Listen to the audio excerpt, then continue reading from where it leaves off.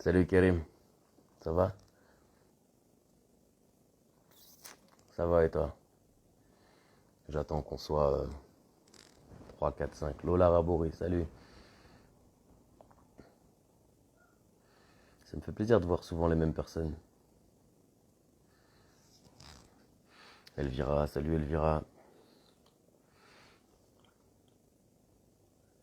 On est trois, allez, j'attends encore 2 personnes ou 2 minutes et je lance.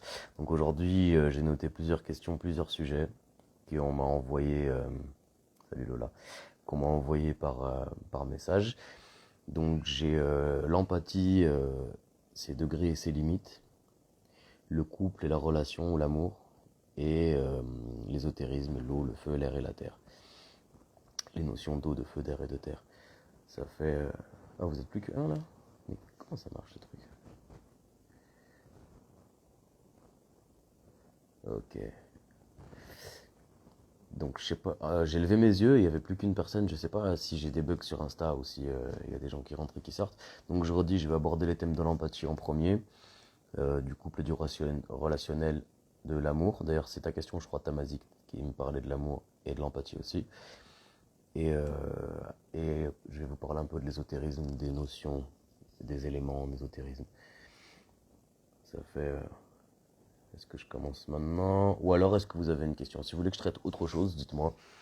Envoyez-moi une question, n'importe laquelle, et je m'adapte en direct à vos questions si vous en avez. Donc ça vous va? Ouais, c'est ça là, moi je vois trois aussi. Mais déjà, vous les trois qui... Parce que là, on est dans les périodes de fête et tout, c'est tout à fait possible que vous soyez que trois pendant 30 minutes là. Je trouve, je trouve une vraie femme, mais je n'aime pas les réseaux et j'ai pas non plus d'amis. Je trouve... Tu veux trouver une vraie femme, mais t'aimes pas les réseaux et t'as pas non plus d'amis? Enfin, un ou deux max. Karim, je comprends pas tout ce que tu dis, je suis pas sûr de bien comprendre.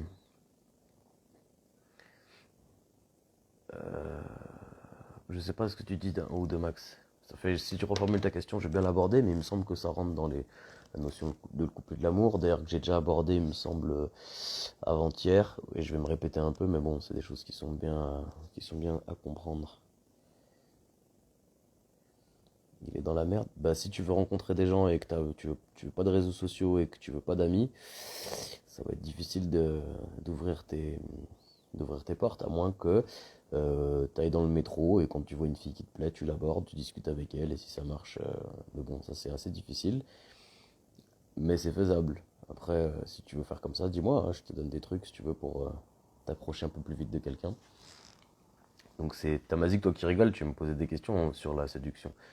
Je pense qu'il veut trouver une femme qu'il n'est pas sur les réseaux sociaux et qu'il n'a qu'un ou deux amis. Ouais, ouais, je crois que c'est ça, je crois que j'ai compris ça aussi. C'est pour ça que je dis que c'est un peu difficile. Euh, et après, il y a par le travail. Est-ce que tu travailles? Parce que si tu travailles pas, que t'as pas de réseau, que t'as pas d'amis, ça rend les choses beaucoup plus compliquées. Bah d'ailleurs, je peux rentrer là-dessus. Euh, donc, quand vous recherchez une relation, c'est pas des couilles de ouf. Voilà, écoute ce que je vais te dire.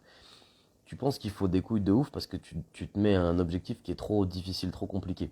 Tu vois ça trop grand.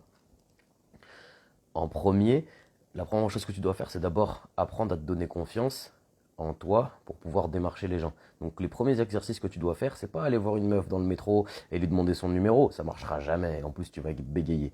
Non, non. D'abord, première étape, prends l'habitude d'adresser la parole, je sais pas, à 3 femmes dans la journée. Tu leur demandes l'heure, je sais pas. Tu leur demandes quelque chose de simple. Euh, En premier, tu fais simplement ça.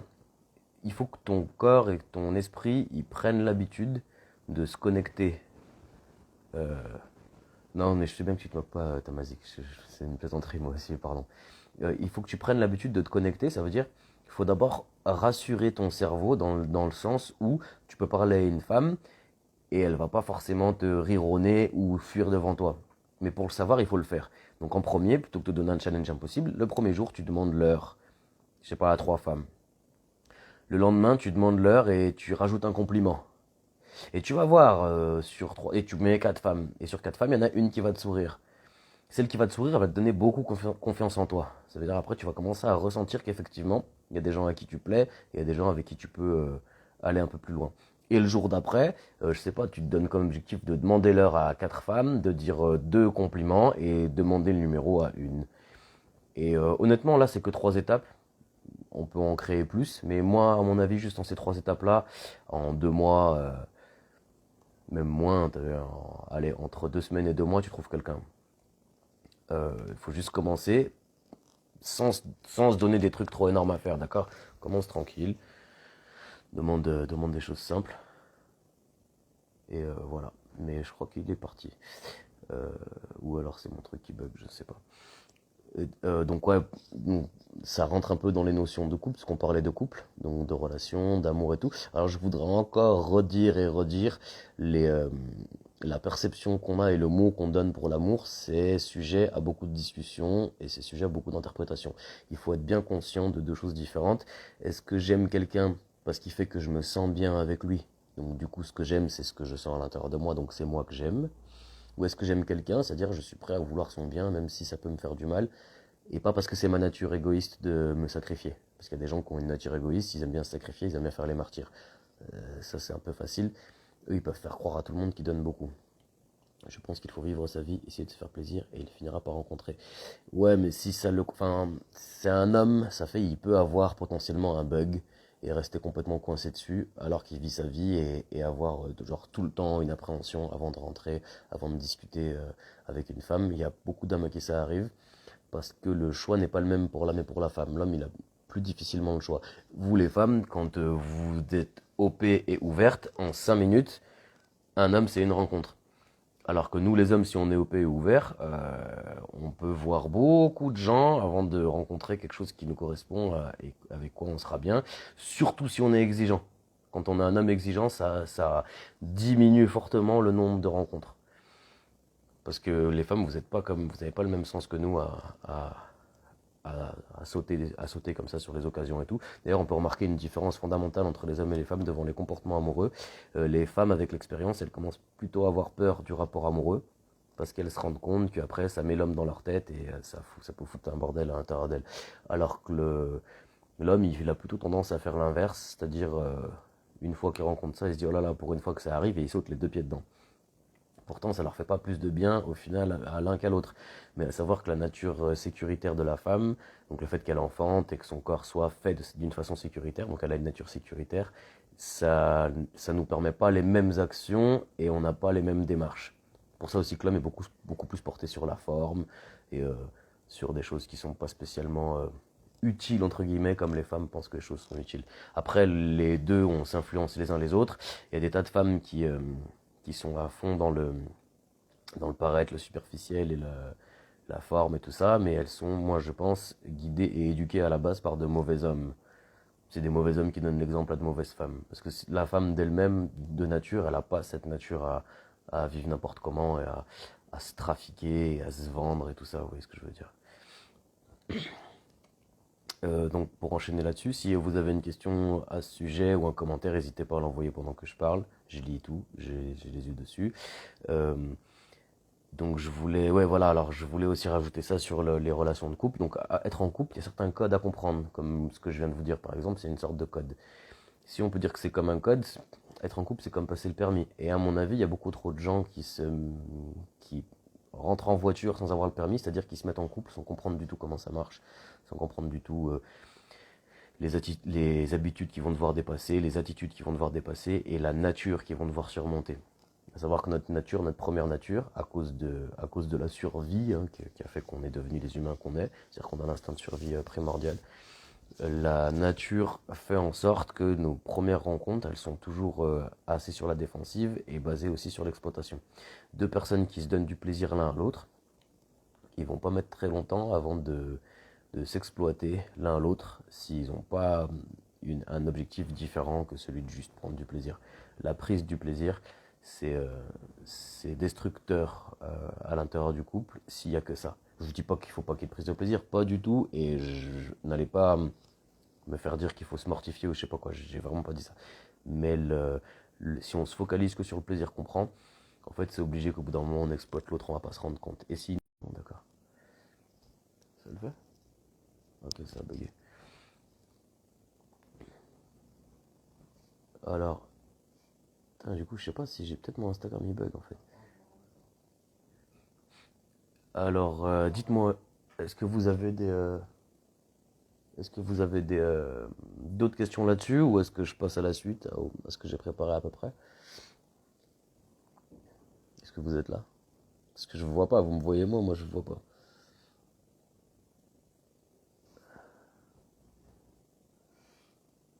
Ok, Tamazik et Lola Raboré.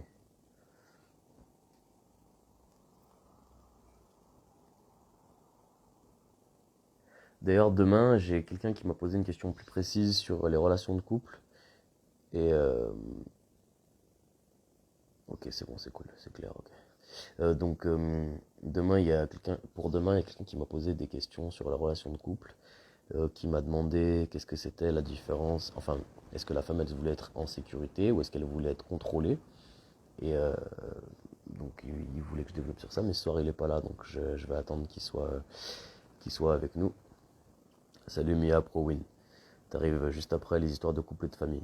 Ça fait, je t'en prie, tu peux lancer un autre sujet. Ou sinon, je vais aborder l'ésotérisme, donc les basiques, vraiment les grands basiques, ceux qui permettent de comprendre l'astrologie et tout ça. Euh, Bonsoir Mia. Donc dites-moi, est-ce que vous voulez que je continue, qu'il y a encore une question ou deux sur le couple, les relations, ou c'est bon, je passe à autre chose, tout le monde a bien capté, moi j'ai cru que tout le monde avait bien capté. Ah ouais, alors les notifications, je vous ai dit, j'ai Instagram, il aime pas trop mon compte. Ça fait, il me shadowban, c'est-à-dire il m'a bloqué sur plein de, il m'a fait perdre la moitié de mes vues, 90% de mes stories, de mes vues de story et tout ça. Ça fait, il faut mettre la cloche, sinon vous allez pas me voir. Et je pense que c'est pour ça qu'il y a peu de gens au début. C'est histoire que ça prenne ce temps-là. Ah oui, je voulais parler de l'empathie. Donc avant que je passe à l'ésotérisme, je vais rajouter un truc sur l'empathie parce qu'on en a parlé il y a quelques jours et j'ai pensé que c'était bien de donner cette distinction. Donc moi j'ai dit que l'empathie, j'étais pas forcément pour parce que je suis pas pour le fait de consoler quelqu'un qui pleure parce que sûrement qu'il mérite de pleurer, c'est-à-dire sûrement qu'il s'est fait botter les fesses entre guillemets et que maintenant il pleure. Si je vais le caresser, alors peut-être que je vais empêcher l'effet, le bon effet, l'effet positif de ce qui vient de lui arriver. Donc pour l'empathie.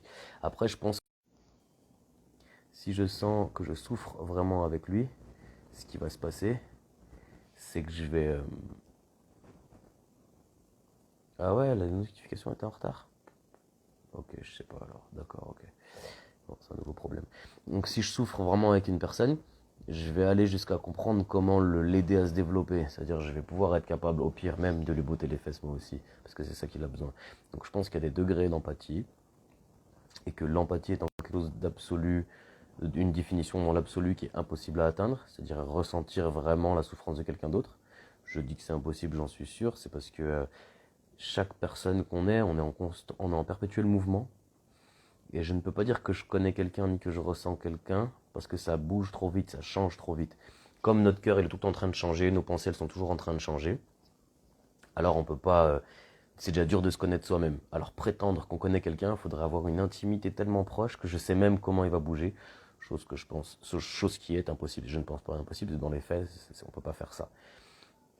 Donc l'empathie, le mot de l'empathie décrit un état qui est pas atteignable, on ne peut pas l'atteindre, mais on peut quand même marcher un peu sur ce chemin. C'est comme la perfection, c'est un état qu'on ne peut pas atteindre. Je souffre de contagion émotionnelle, c'est très dur à vivre et je me sens pas empathique pour autant. Bah écoute, c'est déjà pas mal alors. Parce que si tu as de la contagion émotionnelle, si en plus tu es empathique, tu vas pas t'en sortir. Bon, enfin, si j'ai bien compris, ouais. Et la contagion émotionnelle, donc tu parles d'autre chose que les souffrances, parce que du coup l'empathie, ça vient du mot souffrance, pathos, donc ça parle de ressentir les souffrances de l'autre. Mais contagion émotionnelle, ça peut être quoi? Ça veut dire que quand tout le monde est content, t'es contente aussi. Tout le monde pleure, tu pleures. C'est plutôt quoi? Et pourquoi c'est très dur à vivre? Est-ce que c'est de l'émotivité ou de la sensibilité? Choses qui sont pas pareilles. Il y a beaucoup de gens qui disent qu'ils sont sensibles et c'est pas vraiment ça. Ils sont émotifs. C'est pas la même chose. J'en discutais avec un ami il y a pas longtemps. Il y a une grande différence entre sensibilité et émotivité. Je ne suis pas pour l'émotivité parce que c'est une interprétation personnelle des choses qu'on ressent et qui nous donne des émotions. Je suis plus pour la sensibilité, pour le fait de ressentir la précision. Alors l'empathie, c'est se mettre à la place de l'autre pour le comprendre, pas forcément lui donner raison. La définition étymologique, C'est vraiment empathos, c'est de souffrir avec. C'est je souffre avec quelqu'un. C'est-à-dire de souffrir avec la personne, de ressentir la souffrance de la personne.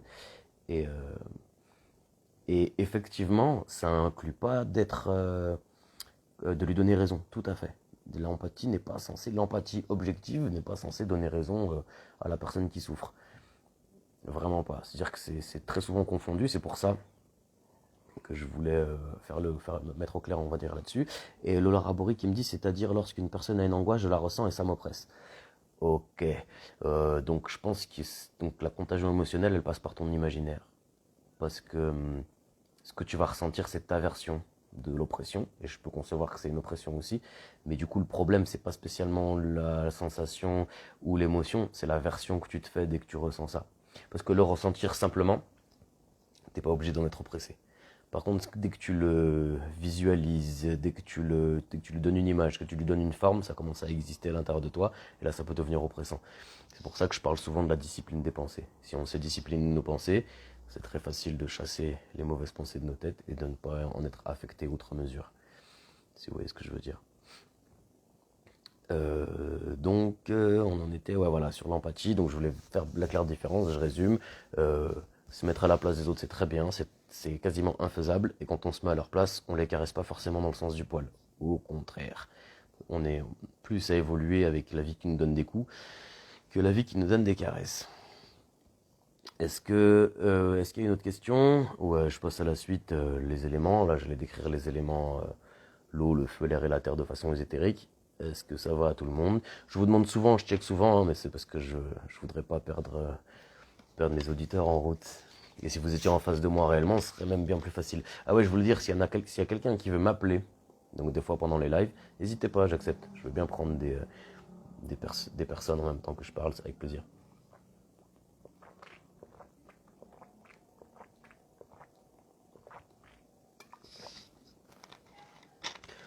Je sais pas si on m'entend boire, si on m'entend, je suis désolé. Ça fait un drôle de bruit. Donc je vois pas de nouvelles questions. Ok. Bon, bah, je vais commencer à enchaîner alors. Euh, donc je vous ai HHH84555. Salut HHH. T'arrives pile poil pour la partie ésotérisme. Je voulais vous clarifier quelques notions avec vous sur les éléments ésotériques, spécialement l'eau, le feu, l'air et la terre, pour que vous commenciez à appréhender un système, une méthode. Franchement, de ce que j'ai entendu sur l'empathie, je suis d'accord, plutôt pas mal. S'il y a une question de plus, un truc à rajouter, n'hésitez pas. Donc, je vous explique rapidement comment on a monté les premières méthodes d'analyse de l'humain et comment ça s'est déroulé. Donc, donc moi, je me suis basé essentiellement là pour ce que je vais vous dire sur les études de l'Égypte hermétique et des hindous, des indiens, donc de l'Ayurveda et du yoga et de tout ce qui s'ensuit. Donc les choses sont traitées par éléments. Donc dans les éléments, on a le feu, on a l'air, on a l'eau. Attendez, je vais vous faire un petit dessin peut-être. Donc on a l'air, je vais faire un rond blanc pour l'air, ok. En dessous, je vais mettre le feu et je vais mettre une flamme pour le feu, ok. Ensuite, on a l'eau. L'eau, je vais mettre 3 petites vaguelettes, comme ça. Et ensuite, on a la terre. Et la terre, je vais mettre un carré foncé. Voilà. Comme ça, on a tout. Donc ça, je peux expliquer. Donc ça, on va considérer que c'est votre corps divisé en plusieurs polarités. Ces polarités-là, donc la polarité R, c'est la pensée, c'est tout ce qui se passe dans vos têtes, c'est tout ce qui est aérien, tout ce que vous représentez mentalement, tout ce qui est des images. L'air, d'accord? C'est l'air qu'il y a dans votre corps. Donc si par exemple vous êtes distrait, c'est un défaut ou une qualité de l'élément R. Si vous êtes imaginatif, pareil. Si vous représentez bien les choses spatialement dans votre tête et tout, voilà, tout ça, on peut le classer dans l'air. Donc il y a des tas de qualités et défauts qui se classent dans l'air. Vous pouvez le comprendre. Le feu, c'est l'impulsivité. On descend au niveau du cœur, c'est-à-dire on descend au niveau des impulsions. Donc quelqu'un qui est régi par ses impulsions, on va dire qu'il est régi par le feu, d'accord. Au contraire. Au contraire de l'air, le feu c'est beaucoup plus rapide, beaucoup plus instinctif, beaucoup plus émotionnel, beaucoup plus brut. Donc les gens qui sont euh, on va dire plus influencés par l'élément feu, ils vont être beaucoup plus impulsifs et il va y avoir certains défauts comme, je sais pas, la colère, euh, l'envie, enfin voilà, il y a des défauts qui sont impulsifs qui sortent de cet élément-là. Ensuite, il y a l'élément eau. Donc pour l'élément eau, il implique tout ce qui est émotif et sentiment. La nostalgie par exemple, tout ce qui fait qu'on ressent les choses, d'accord, c'est beaucoup plus de sensibilité. Donc c'est les éléments qui sont, donc l'élément eau, il influence là-dessus et je sais pas, un défaut de l'élément eau, ça va être par exemple la dépression, voilà. Parce que les émotions sont trop fortes et elles battent l'air qu'il y a dans la tête et ça descend. Et la terre, c'est ce qui est beaucoup plus concret. Donc la terre, c'est l'accumulation des trois qui sont au-dessus. Donc les trois du dessus, quand on les prend tous les uns dans les autres et qu'on les concrétise, ça donne la terre. La terre, comme défaut, ça peut donner le matérialisme, le fait de vouloir beaucoup de possessions, etc. Et c'est pas spécialement une pensée, ni une impulsion, ni un sentiment. C'est le fait de vouloir concrétiser les choses, les avoir en vrai, en palpable devant moi. Donc ça donne des défauts et des qualités. Chaque être humain, on peut le découper comme ça. On peut placer tous nos qualités, tous nos défauts là-dedans. On peut placer tous nos, on va dire, nos articulations, nos façons de bouger, nos façons de parler et tout.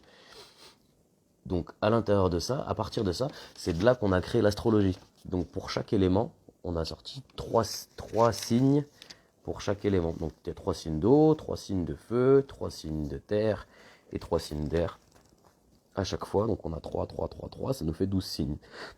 Donc dans les signes, pour être plus précis, vous avez un signe profond, un signe du milieu et un signe intermédiaire. Ça veut dire que l'intermédiaire, il va faire le passage entre ce signe et ce signe-là, entre cet élément et celui-là. Je prends par exemple pour l'élément eau. Donc dans l'élément eau et l'astrologie, on a scorpion, on a poisson et on a cancer. D'accord. Les poissons sont réputés pour être la liaison avec l'élément du dessus, parce qu'ils sont plus légers, plus cool, plus gentils. Ils ont cette espèce d'humour permanent et tout. Donc ça c'est poisson. Cancer, lui, il est au milieu, c'est-à-dire il est très émotif. Il n'est pas très très dark comme le scorpion, mais il n'est pas non plus super rigolo comme le poisson. Il est entre les deux. Et le scorpion, lui, il va être la profondeur de l'eau, qui va être très dans des émotions, l'acceptation d'émotions très sombres, la compréhension, la sensation comment on dit, de démons intérieurs, le fait de vivre en permanence avec eux, etc. C'est sur ces bases-là, donc, qu'on a découpé l'être humain pour en faire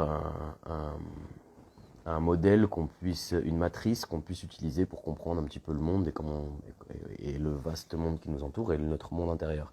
À partir de là, quand on a dit qu'il y avait l'eau, le feu, l'air, la terre, on a décrété, donc c'est l'axiome hermétique qui dit ce qui est en bas est comme ce qui est en haut, ou ce qui est dedans est comme ce qui est dehors.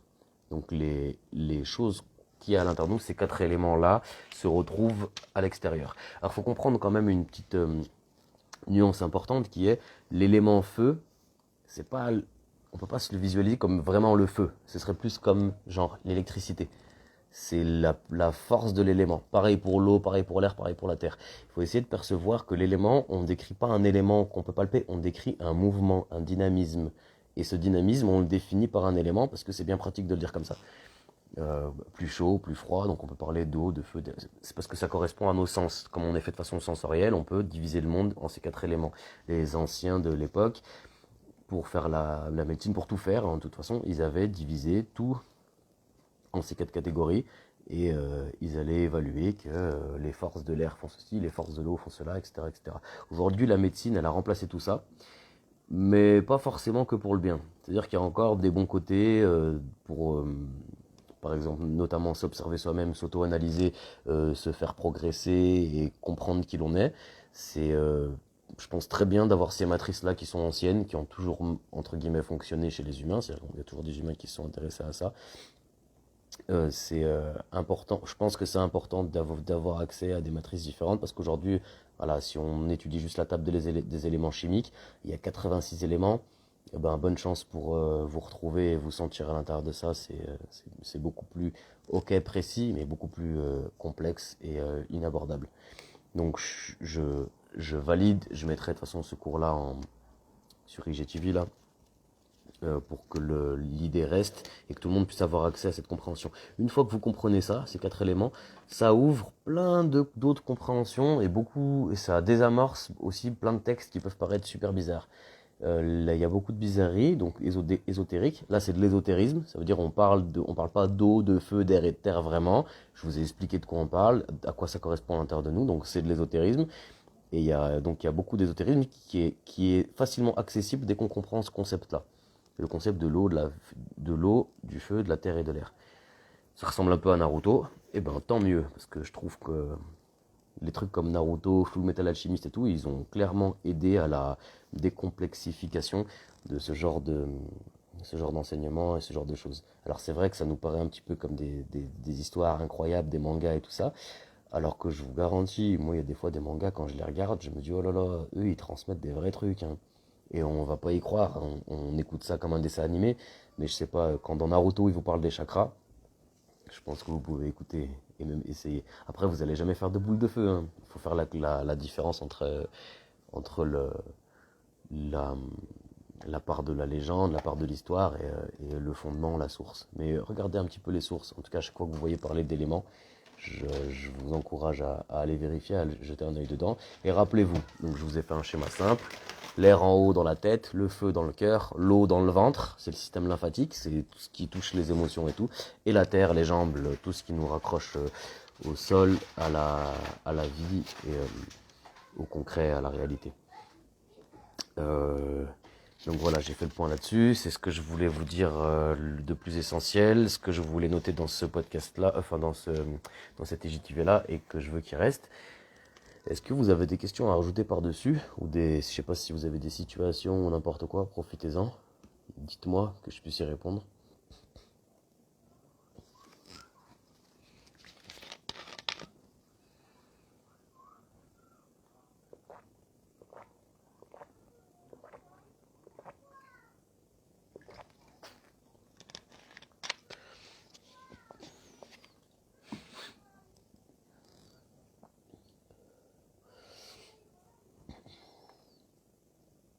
Il n'y a rien de spécial.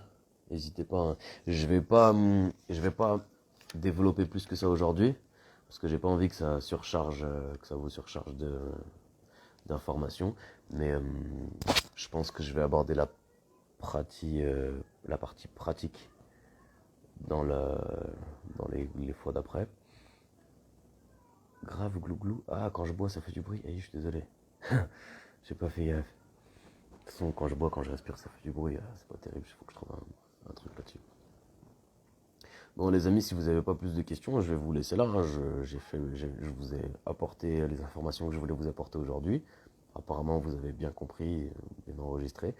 Euh, je vais essayer de fonctionner comme ça, c'est-à-dire à chaque fois de vous amener certaines informations qui sont cohérentes dans un ensemble, pour qu'à la fin, si vous avez regardé, je sais pas, 10 lives avec moi, vous puissiez avoir comme un niveau d'étude, entre guillemets. C'est-à-dire vous pouvez avoir accès, ça suffira pour avoir accès à des connaissances. C'est une sorte de classe sur Instagram. Donc dites-moi, là je vois, en fait, à part Vincent 325 qui est venu me dire bonsoir, depuis j'ai plus de messages. Est-ce que vous avez des questions? Et sinon je vous laisse là profiter de votre entre Noël et jour de l'an. Ah non, c'est bon, ça marche. C'était clair en tout cas, simple et compréhensible. Ah bah très bien. Ouais, très bien, c'est un bon format. Au début on m'avait dit de faire une minute par jour, mais je me demande comment j'aurais fait. 30 minutes par jour, ça me paraît beaucoup mieux. 30 minutes, 1 heure. Si vous me poussez, je peux faire 1 heure. De toute façon, Insta, il me propose que 1 heure. Intéressant ce que tu peux nous apprendre, toujours agréable à écouter. Avec plaisir, franchement, c'est vraiment avec plaisir. Et c'est pour ça que je dis, n'hésitez pas à me pousser. Parce qu'il il y a des choses que je peux pas vraiment amener et que je peux pas expliquer si vous m'en parlez pas. Ouais, 1 minute, c'est beaucoup trop court. C'est sûr que c'est beaucoup trop court. Ça fait 6 mois que je me prends la tête à écrire des contenus et j'arrive jamais à tomber sur 1 minute. Sachant qu'une petite vidéo Insta qu'on publie normalement, c'est 1 minute. Mais bon, je peux pas faire ça. Ouais, 30 minutes, c'est pas mal. Vous savez, je prends un petit papier avant, là, et j'écris, vous m'envoyez des questions. Ah ouais, donc s'il vous plaît, faites ça, c'est bien, ça, vraiment, vraiment. Donc je vais traiter toutes les questions. Vous n'êtes pas obligé d'être là pour les lives, parce que de toute façon, je les publie. Je les publie juste après et je vais commencer à noter les sujets que j'aborde. Donc j'avais pensé moi à traiter à peu près 3 sujets ou 3 questions à chaque fois, plus vos questions à vous. Donc je note des questions que vous m'avez envoyées, ça fait envoyez-moi vos questions. Envoyez-moi des questions, je les traite, que vous soyez là ou pas là. Comme ça, après, quand je note dans le titre IGTV, vous allez pouvoir retrouver si j'ai parlé de vos questions et vous allez pouvoir retrouver ce que j'en ai dit. Donc n'hésitez pas à me faire des retours, parce que c'est ça qui va me faire continuer en fait. C'est plus j'aurai de retours et plus je vais continuer, plus je vais pouvoir m'impliquer, entre guillemets, m'investir. Si j'ai zéro retour, à un moment, je vais retourner faire ça en physique dehors dans des librairies et faire des petites conférences avec des gens qui viennent. Mais vraiment en plein coronavirus, je sais pas comment je vais faire. Donc n'hésitez pas pour les retours. Même je vous le demande, envoyez-moi des retours, envoyez-moi des questions, envoyez-moi des appréciations, des commentaires. Enfin là, j'ai Tamazik et le Larabori qui m'en font déjà. Merci beaucoup d'ailleurs. J'apprécie de vous voir à chaque fois. Et ouais, ce que je vous dis, c'est que je construis à peu près par mots-clés ce que je vais dire après par la suite. Je trouve que c'est pas mal de structurer comme tu le fais. Ça permet de lancer des sujets ou des thématiques. C'est pas mal déstructuré, tu veux dire? Ouais, alors je dirais pas déstructuré, mais c'est pas non plus bien structuré, ça fait c'est un bien. Des coachings, oui, je fais des coachings, je m'occupe des personnes, donc essentiellement coach de vie, parce que maintenant il y a beaucoup de coachs sportifs, ça fait je pense que il y a plein de gens qui ont besoin de travailler, qui peuvent travailler. Mais moi, si vous avez besoin de coaching, donc je fais du coaching de vie, et là ici c'est une de mes vitrines, on va dire entre guillemets, où j'expose les choses que je sais qui peuvent aider, etc. Et après, dans la précision, il suffit de me demander euh, pour avoir plus de précision, à savoir que je prends des groupes. Si vous venez en groupe, je me ferai un plaisir de prendre le groupe en même temps. C'est plus facile de faire évoluer un groupe qu'une personne toute seule. Et, euh, et oui, il y a une structure, on va dire, assez basique. Voilà, assez basique. 3 articulations, questions, réponses, demandes, enfin voilà, comme ça. Puis je pense que ça peut être pas mal. Je pense que les gens qui suivent ça, qui le suivront pendant un moment, ils pourront apprendre un vrai truc, ils pourront avoir un vrai bénéfice de ça. Euh, voilà, donc Vincent, si tu veux une histoire de coaching perso, tu peux même en parler en privé. Pas de souci, on en discute, on voit de quoi tu as besoin. Pareil pour la personne tout à l'heure qui me parlait, je sais pas si c'est toi Vincent, non je crois pas, c'était Karim qui disait ah j'ai pas d'amis, j'aime pas les réseaux sociaux mais j'ai envie de trouver une femme, comment faire? Bon ben ça je peux clairement aider quelqu'un, il n'y a pas de souci, si vous avez besoin de ce genre d'apprentissage et de devenir, d'arriver à ce degré parce que Karim il disait que c'était avoir des couilles. C'est pas ça, c'est le courage, on va dire que ça s'apprend, et c'était pas vraiment du courage, c'était plus arriver à comprendre comment on démarche quelqu'un. Et c'est valable si vous cherchez une femme, ou si vous cherchez un travail, ou quoi que vous cherchiez, en fait, le relationnel, dès que vous allez pouvoir l'appréhender avec plus de facilité, dès que vous allez comprendre les étapes qui vous permettent d'accélérer le relationnel, vous allez voir que là, il y a une clé pour avoir finalement quasiment tout ce qu'on veut. Le seul réglage qu'on doit faire supplémentaire, en dessus du relationnel, c'est celui de se connaître soi-même et d'avoir un maximum de cohérence envers soi-même de façon à pouvoir se faire confiance et à ce que nos idées, nos pensées et notre volonté puissent s'exprimer. Voilà les amis. Oh Niki, bonjour, bonsoir. Ça me fait plaisir de te voir. Euh, Ce format permet de se familiariser aussi doucement avec des sujets ou du vocabulaire qu'on ne maîtrise pas forcément. On découvre au fur et à mesure des sujets. C'est pour ça que je me suis dit que j'allais commencer à vous proposer 2-3 trucs par jour et que je mets dans mes stories des questions comme ça avec A ou B pour choisir si vous avez des trucs qui vous titillent et que vous avez envie de poser comme question. Parce que ouais, je me suis dit moi-même, vous pouvez pas tout. Vous pouvez pas inventer une question dont vous connaissez pas vraiment le sens. Alors que si je vous parle d'un sujet, vous pouvez dire attends mais ça m'intéresse, je comprends pas. Et n'hésitez pas à me couper donc dans le vocabulaire s'il y a des trucs que vous comprenez pas. Parce que des fois c'est possible que moi j'oublie qu'on n'a pas. Si vous n'avez pas de questions supplémentaires, je vais vous laisser là.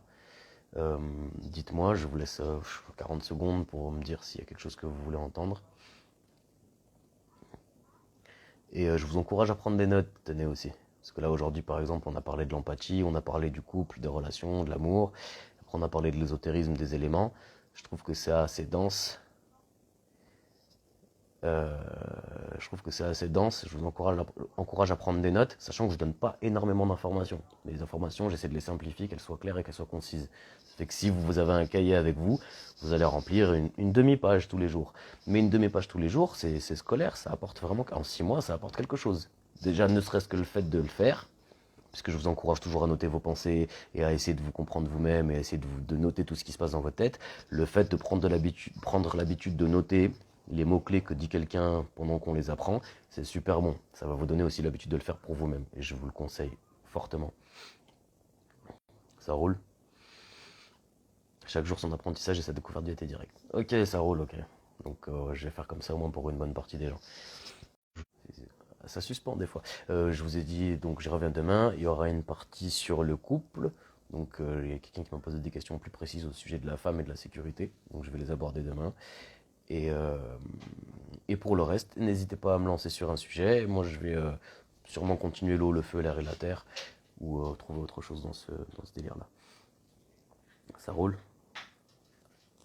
Passez une bonne soirée. Karim, je sais pas si tu as entendu le live en entier. J'ai l'impression que j'ai répondu à ta question et que tu n'étais pas là pendant que j'ai répondu. Je t'encourage à le regarder parce que j'ai répondu même plusieurs fois. Ça fait, et j'ai pas eu ton retour. Ça fait si t'écoutes et tout et que t'entends ce que j'ai dit et que t'as une question de plus ou quelque chose que tu veux demander, reviens en DM, d'accord? Allez, bonne soirée tout le monde. Bye bye.